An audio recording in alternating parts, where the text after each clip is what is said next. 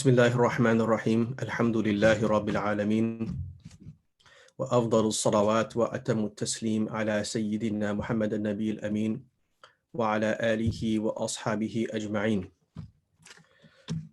Alhamdulillah, all praise be to Allah subhanahu wa ta'ala. We begin every discussion and every gathering of significance with the praise of Allah subhanahu wa ta'ala.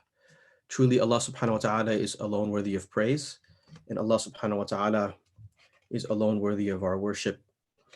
Insha'Allah ta'ala, today, in the beginning of a series of discourses, insha'Allah ta'ala, we will be covering a text by the great scholar of Islam, Sultan al-Dīn al-Dīn ibn ʿAbd al-Salām, on a very timely topic, I believe, because the topic at hand is the discussion of benefits or the positives of trial and tribulation, written by a scholar who was very well aware of trial, tribulation, and difficulty as a scholar who lived in the time of great trial and tribulation.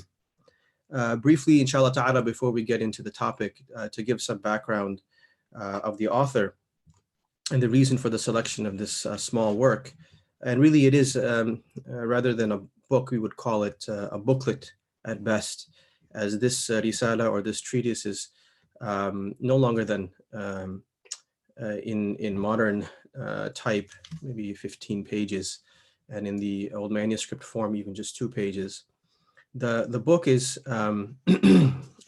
called commonly Fawā'iḍ al-Balwā wal-Miḥan, but also it's called in some of the, or it's labeled in some of the manuscripts, al-Fitan wal-Balāya wal-Miḥan wal-Razāya, or a book on trials, tribulation, suffering, and affliction.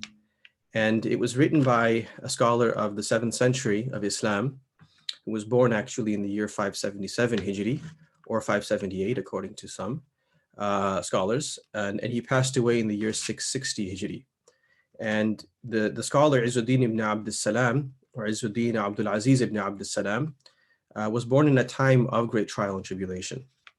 To give some sort of historical context so that we can appreciate the nature of the work and the significance and the sincerity with which the author wrote the book, Izzuddin ibn Abd al-Salām, who is oftentimes just simply referred to as Sultan al-Ulama, or the Sultan of the Scholars, he was born in 1181 Hijri, of the Common Era, or the CE, or 1182, which was essentially just 9 years, or 11 years rather, after or before the passing of Salahuddin Ayyubi. Salahuddin Ayyubi rahimahullah ta'ala, who had freed al-Quds from the hands of the Crusaders. Izzuddin ibn Abd al-Salām essentially is raised in the era that immediately follows Salahuddin. And Salahuddin, you know, came in a time as a great figure in a time of trial and tribulation, when the Crusaders had overcome a great amount of the Muslim lands in Palestine. And then Allah subhanahu wa ta'ala sent as sort of revivers of Islam of their time, you know, Imaduddin al-Zangi, then after him Nuruddin Zangi, and then Salahuddin Ayyubi. And Salahuddin Ayyubi is able to pry away from the hands of the Crusaders some portion of the Holy Land, right, or al-Quds.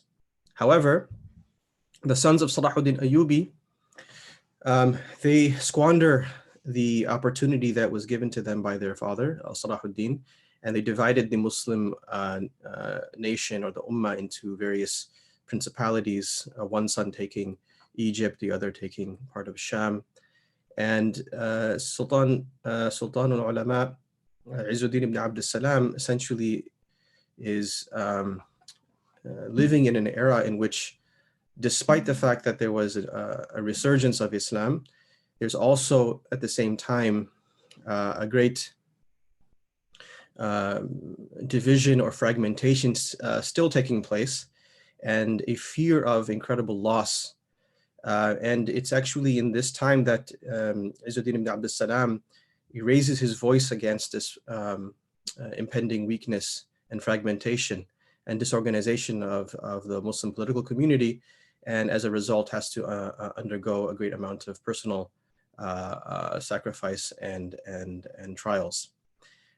But going back to the author, so Izzuddin ibn Abd al-Salām, his full name is Abu Muhammad Izzuddin Abdul Aziz ibn Abd al-Salām ibn Abil Qasim ibn al-Hasan ibn Muhammad ibn al-Muhadhab al-Sulami al-Shafi'i. And he was given the nickname of Sultan al-Ulama. And as I mentioned, he was born in the year 577 Hijri or 578 Hijri. And he lives for approximately 82 to 83 years and passes away in the year 660. And not much is known about his early childhood. But we know that he was raised in Damascus, in Sham. And he primarily studied in Sham until later on, for some months, it said that he traveled to Baghdad, which was still a center of learning of the Muslim world, and studied under the scholars of Baghdad as well. From his teachers, or his famous teachers, one of was the great Qadi or judge, Jamaluddin al-Harastani. He also studied under Abu Tahir Barakat al-Khushu'i, the famous Hafiz, under whom he studied hadith. But he's known for his prowess in the field of legal theory and in law. And this was primarily attained through his companionship of a scholar by the name of Fakhruddin ibn Asakir. Ibn Asakir, or Fakhruddin ibn Asakir, was the nephew of the renowned scholar of hadith, Ali ibn Asakir, or Abul Qasim Ali ibn Asakir, who was the author of an 80-volume history of Damascus called Tarikh Dimashq. And his nephew Fakhruddin ibn Asakir was the preeminent scholar of Shafi'i fiqh in Damascus in his time. And Imam Izzuddin ibn Abd al-Salām, he acquires his learning of fiqh through Fakhruddin ibn Asakir.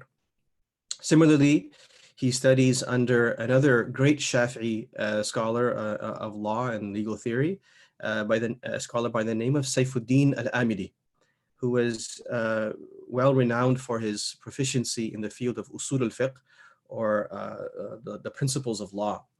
And he also studied under Bahauddin ibn Asakir, a famous scholar of hadith. But through his interaction with al-Amidi and Fakhruddin ibn Asakir, Sultan al-Ulama, Izzuddin ibn Abd al-Salām, is said by later generations to have achieved the rank of a mujtahid. He was so proficient in Islamic scholarship, but in particular in law, that the ulama would say that he had reached a level of independent ijtihad, or at least ijtihad within the Shafi'i school. But interestingly enough, he was also very pious, and he was known for his piety, for his righteousness, for his courage in the face of oppression and in the face of impiety and transgression. And he stood up for what was right, and he was known for his courage in the face of what was wrong. And because of this led to a great amount of trials in his personal life, one of which was that seeing the great amount of turmoil that was taking place in his time. And as you have to recognize that, or appreciate that Imam Izzuddin ibn Abd al-Salām, even though he was living in an era in which Salahuddin Ayyubi had reacquired al-Quds, a number of lands within even Philistine and Sham in general were still in the hands of the Crusaders.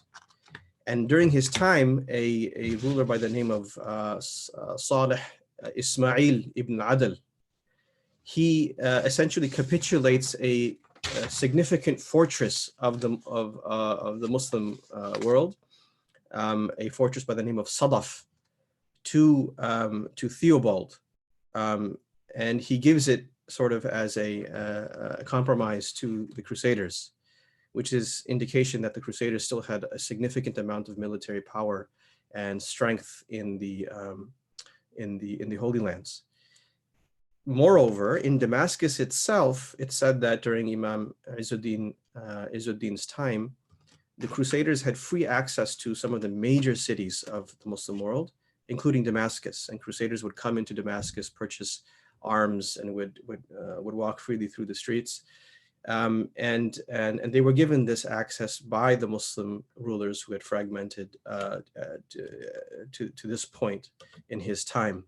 And this very much, of course, disturbed Izzuddin ibn Abd al-Salam as he saw the growth of the Crusaders, and he saw how weak the Muslims had become as a disunited political and religious community.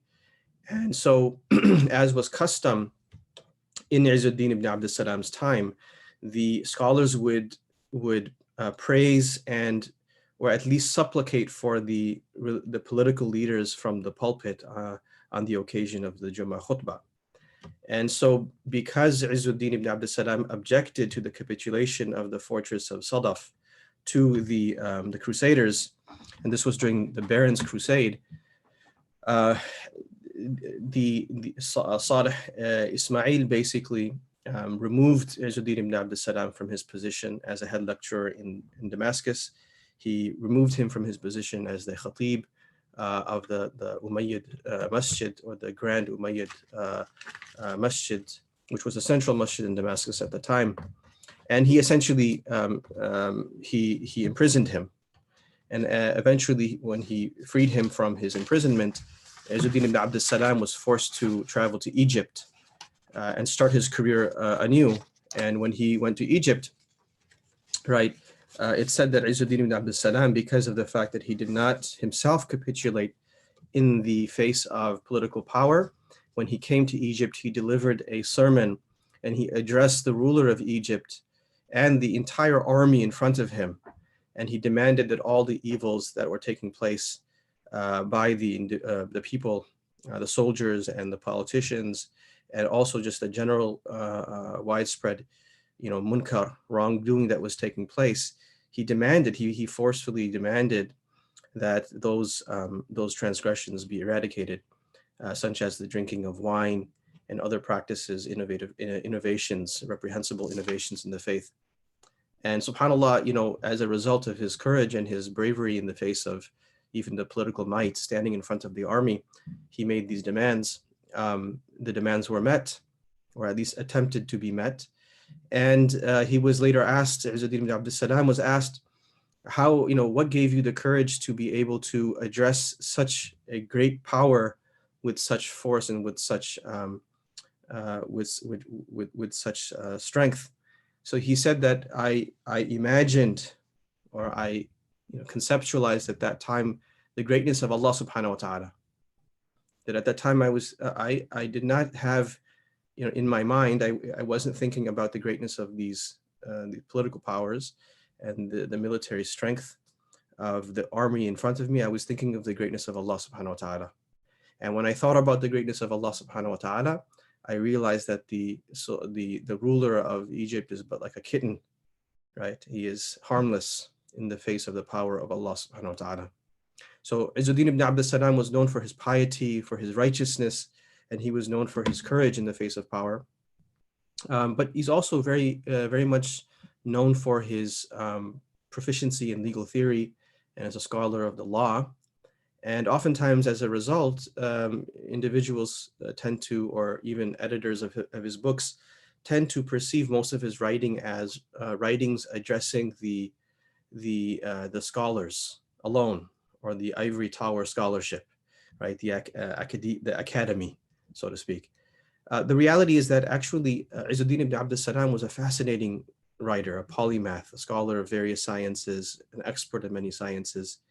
And he was also he was vast in his knowledge, and he wrote in various sciences, including tafsir al-Quran.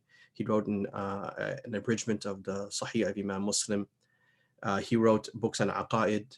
He wrote books on comparative theology. He wrote books on usul al-fiqh and fiqh. He wrote books on spirituality. He wrote a commentary on the 99 names of Allah subhanahu wa ta'ala. He wrote books on seerah. So he was, what we call a polymath, or a master of a wide range of sciences. But because of the nature of the technical nature of some of his works, it's oftentimes thought that Imam Izzuddin was writing primarily to the elite, right, or the scholars. What's fascinating is that many of Imam Izzuddin's books, which range in their size, but many of them are quite small, were not written actually for the scholars, but in fact, they were written for the common people, right, or the lay Muslim. In fact, he has a work by the name of Maqasid al-Salah, or is commonly known as the Maqasid al-Salah, or the objectives of the prayer. And it was a small, also sort of a booklet, as opposed to a book. But he wrote it, and he explicitly mentioned that he wanted this book to not only be read by every Muslim, but also to be read in every masjid, in every home. And that was the intention with which he wrote that book. So it shows that Izzuddin ibn Abd al-Salam was very much aware of the state of the masses, their spiritual and their mental state, and he was very much aware of the circumstances that were surrounding them in his time. And we can say that as he attempted to engage himself in a public project, or in a ground level project of reviving Islam in the masses, right? He wrote a book called Bidayat al-Sul fi Tafdil Rasul, a small work on the virtues of the Prophet sallallahu alaihi wasallam. And it seems that the intention of the author in writing that book was to revive a love for the Prophet sallallahu alaihi wasallam in the masses, or in the hearts of the masses, as part of a larger project of uniting the Muslim Ummah and regaining its strength through its connection to the Prophet sallallahu alaihi wasallam, and of course to Allah subhanahu wa ta'ala. So he seems to have been keenly aware of not just the political, right, and the military needs of the Muslim world, but also the spiritual need of the Muslim world. That beyond just the physical and the economic and the political factors that do contribute to a revival of the Muslim community, the Muslims also have to be keenly aware of and acutely aware of the foundational role of spiritual revival in order to bring the Muslims out of their poor state. So while he wrote books like Fawā'iḍ al-Ahkam, which is one of his most recognized works on usul al-fiqh, and he actually, in that work, he's actually one of the first writers to really emphasize the legal principle of the public interest, or al-maslaha. And it's a highly technical work. While that was certainly one of his very important works, it can be argued that books like his Maqasid al-Salah, the objectives of the prayer, books like this work, Fawā'iḍ al-Balwā wal-Miḥan, right, the benefits of trial and tribulation, these are equally as important to the Muslim community as a whole. And the author intended for these books to be read and distributed amongst the masses.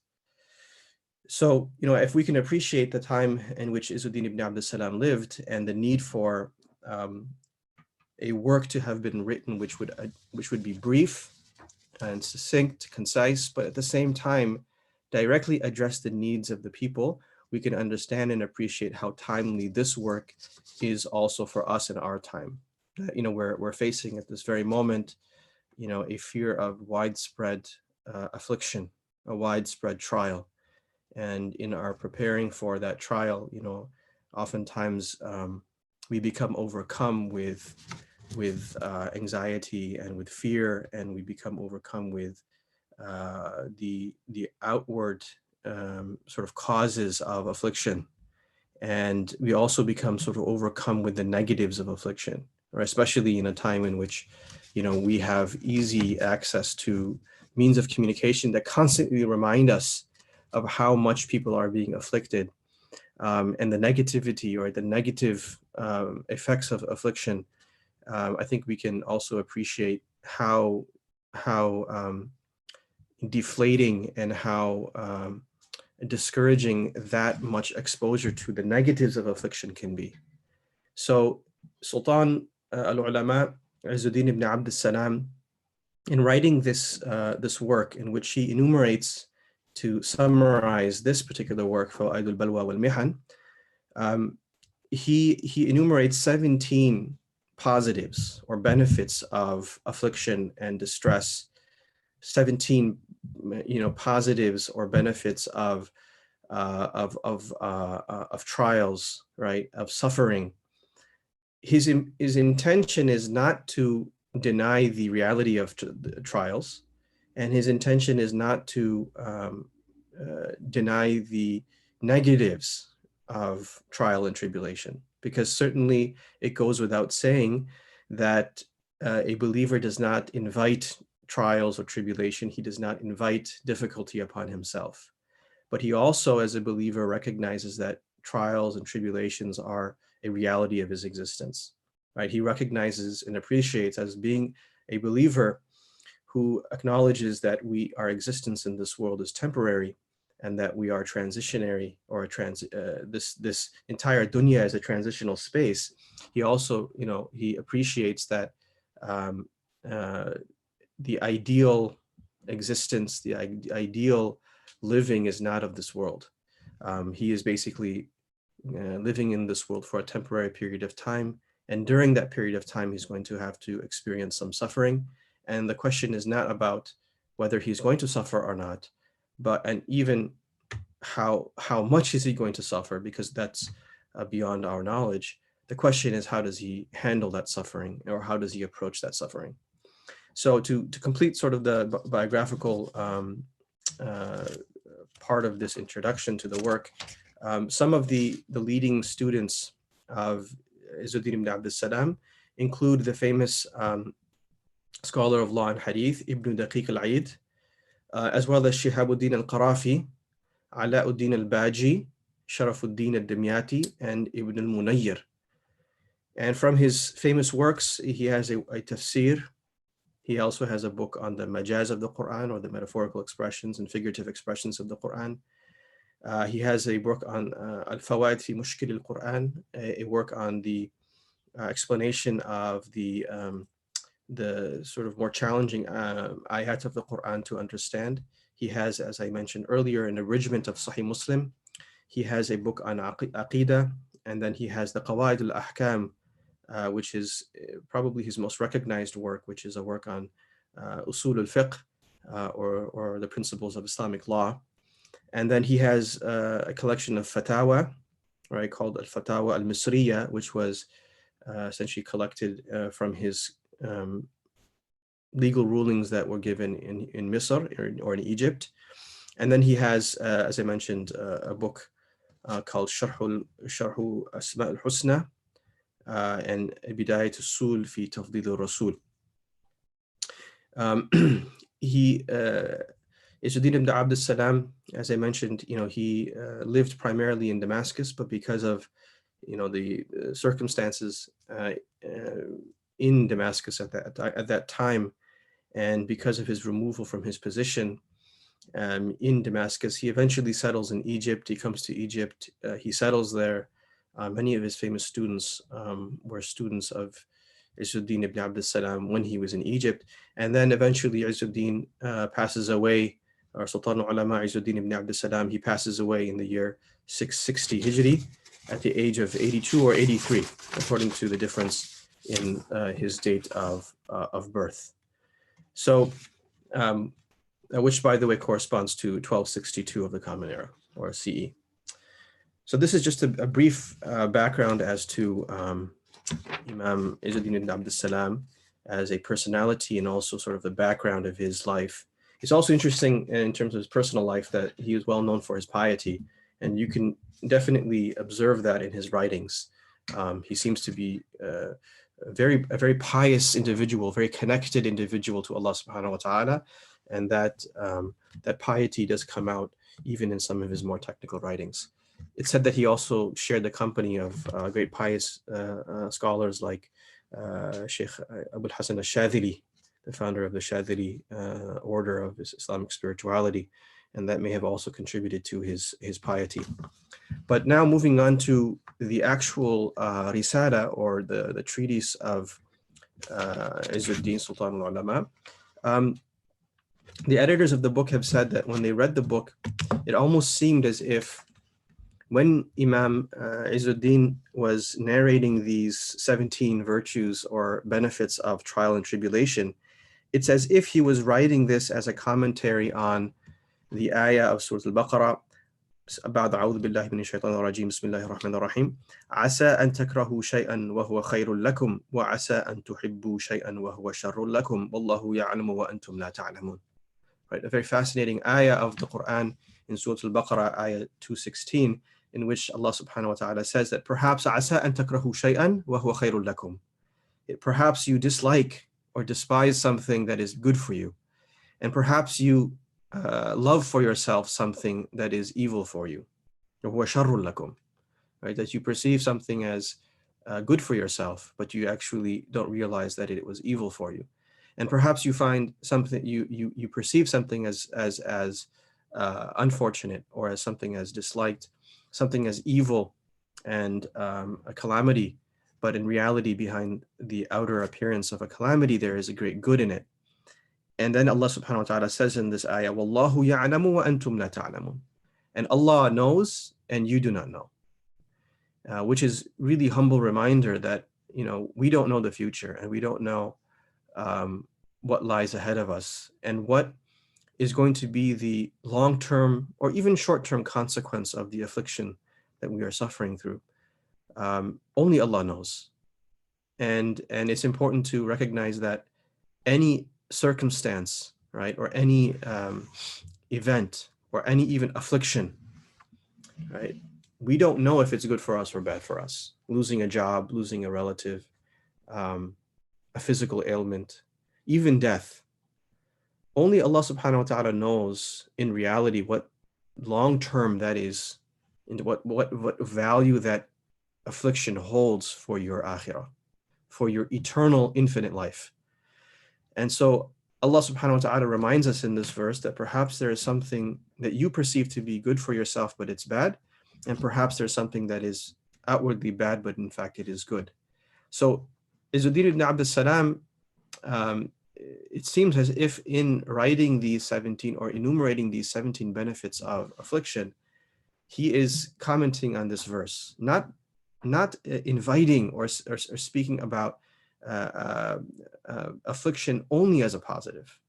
Rather, he is explaining that even in what is outwardly or seemingly evil or bad for oneself, there may actually be benefits in it as well, right? Just as if we take the example of a person who suffers through an illness that's a result of a vaccine, right? Someone gets a vaccine, and as a result, he has to experience a light fever. Or back when I was younger, I'm not sure, I don't think they do this anymore, but they used to give, the chicken pox vaccine. And so when you were younger, you would have this chicken pox outbreak or on the body, and it was very uncomfortable. But you sort of recognize that discomfort has a greater benefit beyond it. And the long-term benefit of suffering in the present is worth that suffering, right? Just as Imam Ghazali rahmatullah alayh, he says that if a person does really recognize the value of certain types of afflictions, he not only in certain cases accepts it, but he actually is grateful for the person who afflicts him. And he gives a very fascinating example in his Ihya Ulumuddin of an individual who has to go through a sort of a surgical procedure, or he has to have like a limb removed from his body or amputated, and he knows that there's going to be great suffering in the immediate future or in the present because of that procedure. But after the procedure is done, right, and this person has taken a knife and inserted it into his body, and has basically caused him to bleed and has caused him some degree of pain. At the end of the procedure, when the person is recovering, or even before recovering, the patient actually is thankful to the physician, is thankful to the doctor, is thankful to the surgeon for putting him through that affliction, because his mental state is such that he recognizes that affliction was necessary in order to achieve a greater gain, a greater good, right? So this seems to be the objective behind the treatise of Imam Izzuddin ibn ʿAbd al-Salām. With that said, we begin inshallah ta'ala with the actual the text. Bismillahir Rahmanir Rahim, in the name of Allah, the All Merciful and Mercy Giving. Wa sallallahu ala Sayyidina Muhammad wa alihi wa sallama tasliman. And blessings, or may Allah bless our Master Muhammad, and may He bless his family, and may He send peace upon him abundantly. قال الشيخ الإمام حجة الإسلام معتمد الأنام. We should begin with a dua that Allahumma yassir wa la tu'assir wa tammim bil khair wa bika nasta'een. Ya Fattah, O Allah, make the reading of this text easy and not difficult. In you alone do we seek assistance, and O Allah, you are the great opener. You are the one who creates facility and ease. This is just a tradition of the scholars that whenever they begin the reading of a text, they ask Allah subhanahu wa ta'ala to make this endeavor a fruitful one and an easy one, and a means of benefit and not harm. And we ask Allah subhanahu wa ta'ala to truly allow us to access the objective of the author and appreciate the objective of the author, and then to fulfill the right of the work, right? And to internalize the points of the work, so that it doesn't just become an academic endeavor to tickle our fancy, but rather, in fact, it is a means of acquiring great worldly and otherworldly benefit. Ameen. So again, after the basmala, and after saying Bismillahir Rahmanir Rahim, the author states, or the scribe states, right? Usually the first sentence of these works is written by the student of the author, saying that the shaykh, right, the great shaykh, the imam or leader, the proof of Islam, hujjatul Islam, or the proof of Islam, mu'tamadul anam, or the reliance of man in his scholarship, Abu Muhammad ʿAbd al-Aziz ibn ʿAbd al-Salām ibn Abi al-Qasim al-Sulami al-Shafi'i, نفع الله به المسلمين وغفر لنا وله ولجميع المؤمنين. Abu Muhammad Abdul Aziz, the son of Abdul Salam, the son of Abu al-Qasim al-Sulami, the Shafi'i. May Allah benefit the Muslims through him, and may Allah forgive us and him and all the believers. He states, right? So now the words of the author begin, and it begins very frankly with the thesis, right? Which is للمصائب wal-Miḥan wal-Balāya wal-Razāya, that afflictions and trials, wal-Balāya, misfortune, wal-Razāya, and calamities, they have in all of them فوائد تختلف باختلاف رتب الناس. They have many benefits that differ in accordance with the varying ranks of people. So the author states that in all of afflictions and trials, tribulations, suffering and calamities, in all of them, in every misfortune, there are numerous benefits, but the benefits, right, they will differ in accordance with the rank of the people. In other words, as I mentioned earlier, that everyone, right, suffers, and everyone experiences suffering in their life. The question is not whether or not we're going to suffer and whether we can somehow avoid suffering, but instead the question is, according to our connection to Allah subhanahu wa ta'ala and our spiritual state, how much can we benefit from that suffering? How much benefit can we extract from that suffering? So Izzuddin ibn Abd al-Salam says that according to the varying ranks of people, the amount of benefit that one derives from their suffering will differ. And again, just to preface this list now, this enumeration of 17 different benefits, we want to remind ourselves that a believer doesn't invite harm upon himself, right? In normal circumstances, with the exception of sort of those exceptional circumstances like the metaphor that I gave of the person who's going into surgery, we don't invite difficulty upon ourselves. We don't invite death upon ourselves, right? And we don't invite sickness and disease upon ourselves. We don't invite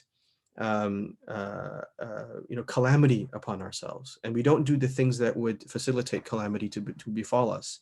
But we are also, believers, and we recognize and we believe and appreciate that Allah subhanahu wa ta'ala in the Quran has told us throughout the Quran that this world or worldly existence is an existence of suffering.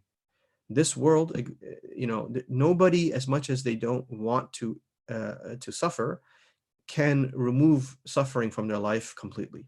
That's just the reality of our existence. Just like all human beings, whether or not we want to accept death, we all accept, whether we're theists or atheists, we're believers in one God or many gods. Every human being has to acknowledge that we're going to die one day. Similarly, everyone has to, if they come to terms with reality, has to acknowledge that every human being suffers. From the very beginning of our worldly existence, when we enter this world, a child enters this world crying, right? Enters this world sort of struggling, right, to breathe and suffering. And that continues throughout the person's life, right? Just like a parent doesn't, or even though a parent doesn't want to see their child suffer, they also acknowledge that suffering is simply a part of childhood. And a child will if they want to succeed in this world, will have to learn to fall, learn to get hurt, and to get back up. And so human beings have to recognize that pain is part of the human experience, but at the same time, there's gain in pain, right? And if some of the audience can appreciate the sort of the expression "no pain, no gain," right? That used to be written on T-shirts, gym T-shirts, right? That no pain, no gain, right? We can all understand and appreciate that concept as hardworking individuals, and inshallah ta'ala, people who are not lazy. We all recognize that, if there's any gain to be had in this world and also in the next world, it will not come without some degree of pain. So now Izzuddin ibn Abd al-Salam begins with the first benefit of suffering. He says, "Ahaduha," and again, as I mentioned, there's 17 in total. The first, he says, "Ahaduha ma'rifatu izz al-rububiyyati wa qahriha." The first benefit of suffering is the ability to recognize the greatness of Allah's lordship or rububiyyah, wa qahriha, in Allah's incredible and vast and all-encompassing power.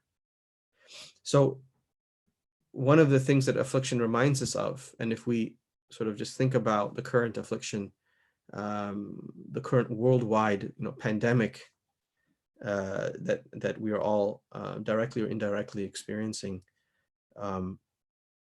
this is such an amazing reminder that Allah subhanahu wa ta'ala from time to time reminds us that sometimes we can be afflicted, and not just an individual, but the entire nation or nations, the entire world, with an affliction that reminds you of how powerless you are, which is sort of the next benefit. And therefore, in realizing the lack of one's own power and the lack of their own significance and the lack of their ability, they're able to appreciate and recognize the greatness of the Creator. And if you think about how now with a disease that you can't see, you can't touch it, right? You can't feel it, but you believe it, that it exists, right? The vast majority of people today acknowledge that there is, this is a real pandemic, there's a real disease, people are dying of this disease, and there's a real danger. And yet how interesting is it that we can't see it, and we can't see how it spreads. We don't know if we even have it, but we have such a strong conviction in its power and its ability. And, even though some people can try to guess where it comes from, at the end of the day, even when we end at a worldly cause, behind that cause is Allah subhanahu wa ta'ala. And so it's a humble reminder that, Allah subhanahu wa ta'ala is so great that, He doesn't have to afflict people with great, natural calamities, fire raining down from the sky, or, floods and earthquakes, etc. Things that you can see and things that are actually like very sudden, but rather Allah subhanahu wa ta'ala can also afflict people in ways that for many of us, we didn't imagine that they would impact our lives in the way that the current pandemic has affected so many lives, and in a way that we don't even know what's going to happen, right? Even world experts are not able to predict the spread of the virus. And so they have to sort of recognize that, there's something beyond our knowledge, right? There's a greatness beyond what we know and we can predict. And so affliction, right, is a reminder and is a means of recognizing the greatness of Allah subhanahu wa ta'ala, that truly Allah is the Lord. Allah has all-encompassing and absolute power, and we are powerless. So that leads into the second of benefits of affliction, and that is الثانية معرفة ذلة العبودية وكسرها. That the second benefit is the recognition of the insignificance of human beings, right? Of the servants of Allah, or of the sort of insignificance of servitude, and the humility and the dejection of being a servant, or a slave, I should say, slavehood, right? And that's something that we all as believers have to recognize, right? And that we actually own this reality, this title of the ʿAbd of Allah, that we are the ibad of Allah, we are the slaves of Allah, and that is a characteristic that we will never be able to shed, that we are slaves and we are Allah's servants and slaves. And that means that we will never be equal in our significance, right? We will never be as lofty, we will never be as great and magnificent as Allah subhanahu wa ta'ala. So affliction is a reminder of our lowness, of our servitude, of our weakness, right? This is one thing that, subhanAllah, every affliction does to individuals, but it's fascinating how, when the wider the affliction, the more widespread the recognition of how insignificant we are, right? And sometimes, people can recognize their insignificance through a variety of means. Some people can recognize their insignificance by just reflecting and contemplating on the magnificence of Allah's creation. If you reflect on the vastness of the universe, if you reflect on the just the enormity of galaxies and stars and planets, and you look at how small we are in relation to a single star, right? Even the star of our solar system, and within our own galaxy, how many stars are thousands of times, if not larger than our own sun, or if not even larger than our own sun. And then planets, right, that dwarf our planet, and then the insignificant size of every human being on this planet. You realize how insignificant we are. But that realization of our insignificance is sometimes, difficult to achieve without some depth of mind, in a trained and developed and polished intellect, right? And a sound character, and a freedom from excessive materialism. And in our time, in our day, materialism has sort of overwhelmed society.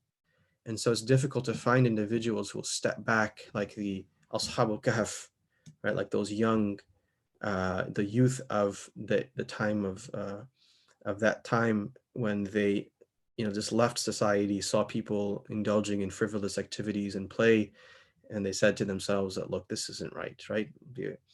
The nature of society, there's something wrong. It's too materialistic. There's too much oppression and too much injustice. There's too much godlessness. There's too much immorality. And they separately, although they had sort of a common purpose, they left society, and eventually Allah subhanahu wa ta'ala honored them with hundreds of years of sleep. So that ability to recognize things, the significance and insignificance of things on one's own without affliction is not necessarily the norm. Many people, if not most people, require some degree of a push before they're able to appreciate and recognize their insignificance, right? And the significance and magnificence of Allah subhanahu wa ta'ala. And this is what Allah subhanahu wa ta'ala is referring to. وَإِلَيْهِ الْإِشَارَةُ بِقَوْلِهِ تَعَالَى الَّذِينَ إِذَا أَصَابَتْهُمْ مُصِيبَةٌ قَالُوا إِنَّا لِلَّهِ وَإِنَّا إِلَيْهِ رَاجِعُونَ. Izzuddin says, and it is to this, right, that Allah is pointing when he says in Surah al-Baqarah, ayah 156, that الَّذِينَ إِذَا أَصَابَتْهُمْ مُصِيبَةٌ, that those who are, when they are afflicted, they say, verily we belong to Allah, and to Him we shall return.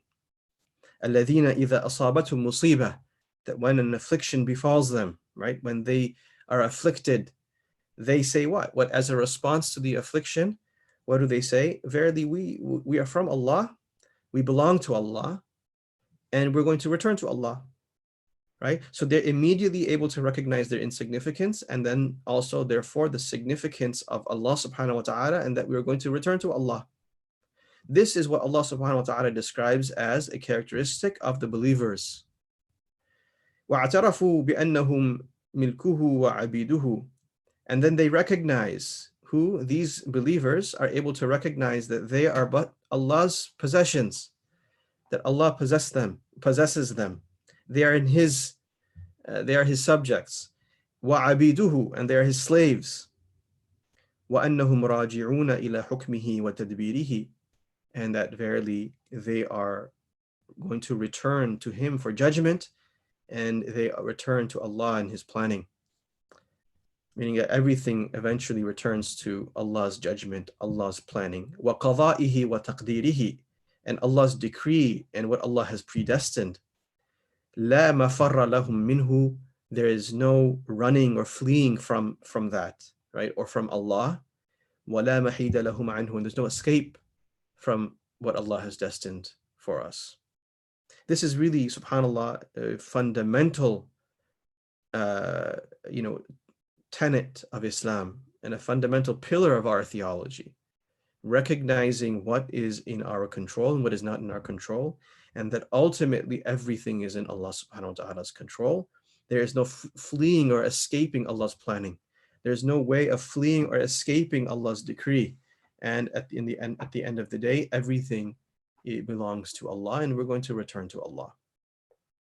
This is the otherworldly and vastly, superior perspective of the one who believes in Allah subhanahu wa ta'ala in relation to the one who only resides within the material world. All he can see is what is immediately in front of him, and death frightens them, because worldliness only invites or creates a fear of death, right? The people who fear death the most are the people who are the most attached to this world, and the people who have not come to terms with their reality in this world.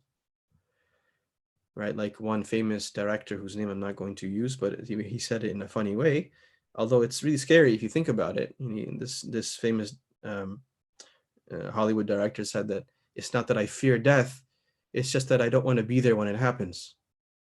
Right, and humorously trying to say that I just don't want to die. And why? Because a person has invested so much in this world that when he is afflicted with even a minor affliction, he has nowhere to turn. He has no way of coping and attaching himself in that coping with a higher authority, a higher power. And so this is, the benefit of affliction, that when a person is afflicted, they remember their origin and they remember where they came from, and it only strengthens them in their belief, right? And that's why, it's interesting that now you see, there've been reports of people who, really struggled with religion. And it's really interesting that even though these individuals may not themselves be directly afflicted by COVID-19 or any other affliction really, but, widespread affliction, when that affliction hits them, right, directly or indirectly, a lot of individuals who really struggle with faith and with this idea of, well, believing in God, do I believe in Allah? Do I believe in God? Is he really there? Right? Some people who have sort of maintained some degree of their fitrah are able to recognize that, look, at the end of the day, it's a good bet to call to Allah, because what else can I do? Right? Let me try to ask Allah or ask God for help. Sort of as they say that there's no atheist in a foxhole, right? Or another, I think, version of that expression is that there's no atheist on a sinking ship.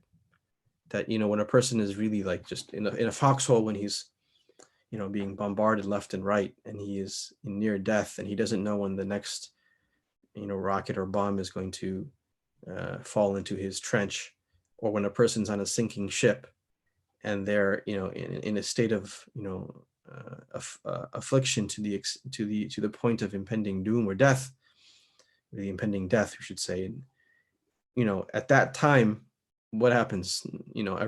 Even people who didn't think that they believed in God, right? Who live their lives as if they were atheists, they begin to call out to Allah, they call out to God, save me.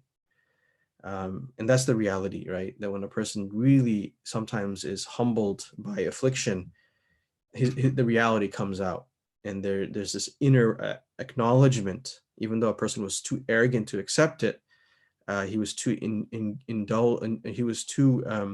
indulgent in his self and his reputation and his own power, that he didn't recognize or acknowledge it. But deep down, every individual was really keenly aware of their insignificance and therefore the significance of Allah. And that's why if you look at affliction, as Imam Izzuddin ibn al-Salām reminds us in the next point, one benefit of affliction is that الثالثة الإخلاص لله تعالى إذ لا مرجع في دفع الشدائد إلا إليه ولا معتمد في كشفها إلا عليه. He says that the third benefit of affliction is that it allows a person to be sincere, or to actualize sincerity with Allah subhanahu wa ta'ala. That a person becomes truly, becomes true to Allah subhanahu wa ta'ala, becomes pure in his intention. And he's able to finally actualize ikhlas, or sincerity. Ikhlas is the idea of being khalis, or being pure. So where there may have been some impurity in his intentions, impurity in his belief, impurity in his motivation, affliction really brings out some of that dirt, right, and that filth, that adulterating substance, right, that impurity of intention. Because إِذْ لَا مَرْجَعَ فِي دَفْعِ الشَّدَائِدِ, because a person knows that there's no way to repress hardship إِلَّا إِلَيْهِ, except by recourse to Allah. وَلَا مُعْتَمَدَ فِي كَشْفِهَا إِلَّا عَلَيْهِ, there is no one to depend upon, there is no one to rely upon in removing that hardship except Allah. And this is what Allah subhanahu wa ta'ala reminds us of in Surah Al-An'am, ayah 17, where he says, وَإِن يَمْسَسْكَ اللَّهُ بِضُرٍّ فَلَا كَاشِفَ لَهُ إِلَّا هُ. That if Allah subhanahu wa ta'ala touches a person with harm, right, with some sort of difficulty or harm, فَلَا كَاشِفَ لَهُ إِلَّا هُ, no one can remove it but him. So when you're in that sinking ship and you realize that there's no one who can get you out of this difficulty, there's no kashif, there's no remover of that difficulty except for Allah, then sometimes a person finally is able to get past his stubbornness and recognize truly that only Allah is capable of removing that hardship from a person, and there's no recourse except to him. Similarly, Allah subhanahu wa ta'ala says explicitly about the sunken ship, right, or the sinking ship. He says in Surah Al-Ankabut, فَإِذَا رَكِبُوا فِي الْفُلْكِ دَعَوُوا اللَّهَ مُخْلِصِينَ لَهُ الدِّينَ. And perhaps this ayah is speaking about even people who have belief, right? That Allah says in Surah Al-Ankabut, ayah 65, that when they embark or they ride on a ship, فَإِذَا رَكِبُوا فِي الْفُلْكِ, when they are riding or embarking on ships, traveling by ship, دَعَوُوا اللَّهَ, then they supplicate to Allah, they call to Allah, مُخْلِصِينَ لَهُ الدِّينَ, then they call to Allah with sincerity in their faith, right? Because they know that everything else is, there's nothing for them. In the middle of the ocean, when the ship begins to sink, right? Or even if the ship is not sinking, but a person, gazes upon the horizon and observes the vastness of Allah's creation, of the ocean and the sea, and it just reflects on the depths of the sea, he recognizes then that, there's no one to call to except Allah. And so he does so, he calls to Allah, da'awullaha, he supplicates to Allah, he calls to Allah, he beseeches Allah with ikhlas, mukhlisina lahuddin, with pure intention, with sincerity in his faith. And this is what Imam Izzuddin ibn al-Salām says is the third benefit of the 17 benefits of affliction. And then one last one, inshallah ta'ala, to close today's session, that الرابعة الإنابة إلى الله تعالى والإقبال عليه وإذا مس الإنسان ضر دعا ربه منيبا إليه.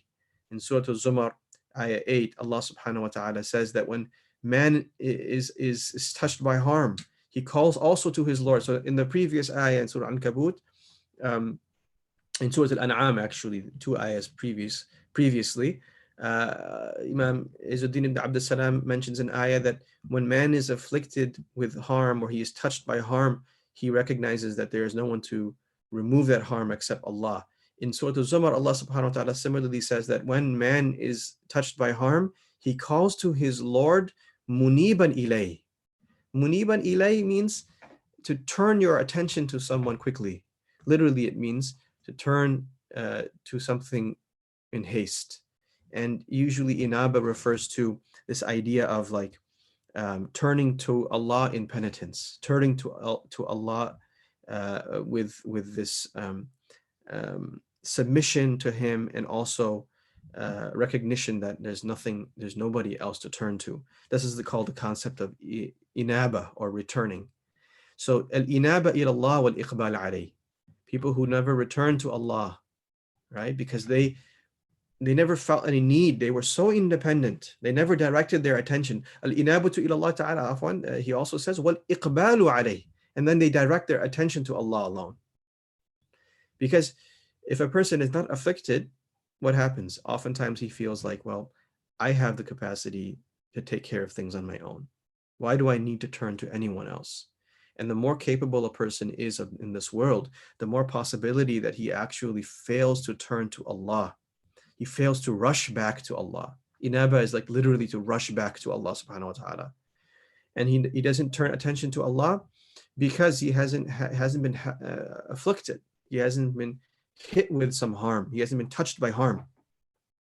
And so one of the benefits of, or the final benefit that Izzuddin ibn al-Salām will discuss this week, inshallah ta'ala, the fourth, is that a person, when he is afflicted, he rushes back to Allah. Like a child, when he thinks that the child or she thinks that they're very capable, right? And then they start to do something beyond their capability, and they, on the playground, or, in whatever it happens to be, and then they hurt themselves, right?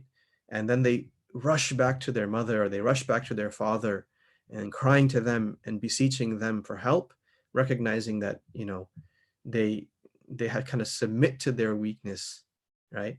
And they submit to their incapability or their ajz, and then they kind of also seem a little repentant as well. Maybe I shouldn't have exceeded my bounds, right? And they turn away from everyone else because they know there's only one place to go, and that is to my parent, right? Or a believer turns to Allah. That's called inaba. And interestingly enough, many of the scholars have said that inaba also contains within it an element of love. SubhanAllah, a person, when they rush back to Allah, just like the child rushes back to their mother with love, and they know that they're going to receive love back from their parent, a believer, even though he spent time before the affliction away from Allah, not turning to Allah, not submitting to the greatness and magnificence of Allah, when they turn to Allah penitent, right? When they turn to Allah and they rush to Allah, recognizing their insignificance, right? They're also turning to Allah with love, and they're recognizing that they are going to receive love back from Allah subhanahu wa ta'ala. And they're pleasing Allah subhanahu wa ta'ala by turning back to Him. So this is a great benefit of affliction, right? Many people, and subhanAllah, one of the really interesting things that we learn about even the pious is that sometimes even the pious, because the pious are so capable, right? And they're so accomplished in life, that Allah subhanahu wa ta'ala, as a gift to them, afflicts them at the end of their life to remind them that ultimately they're ajiz, they're incapable, and they're in need of Allah. Wallahu huwal ghaniyyu wa antum fuqara. Allah reminds us we're needy. Allah is not needy, right? And that Allah subhanahu wa ta'ala in His magnificence reminds us that, look, the ability to climb up in the ranks, right, in His eyes, the ability to achieve a high rank in Jannah requires you to have that degree of inaba, that rushing back to Allah, which could not be achieved without affliction.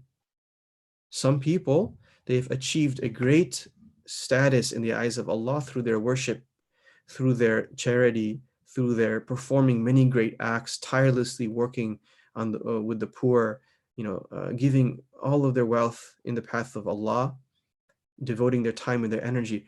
But they still have yet a status to achieve that can only be achieved through affliction. And that affliction is going to be essentially, the final step to achieve the highest rank that Allah has destined for them, which is the maqam of inaba, or the rank of rushing to Allah, the rank of returning to Allah subhanahu wa ta'ala completely. May Allah subhanahu wa ta'ala give us all that ability to achieve the rank of the one who returns to Allah fully and completely and with love and with submission, and make us amongst those people that Allah is referring to as those who are munibun ilayh, that they turn in penitence and repentance to Him. Ameen ya Rabbil Alameen. Wa ma alayna illa al-balagh. Subhanallah wa bihamdihi. Subhanakallahumma wa bihamdik. Nashhadu an la ilaha illa anta nastaghfiruka wa natubu ilayk. Assalamu alaikum wa rahmatullahi wa barakatuhu.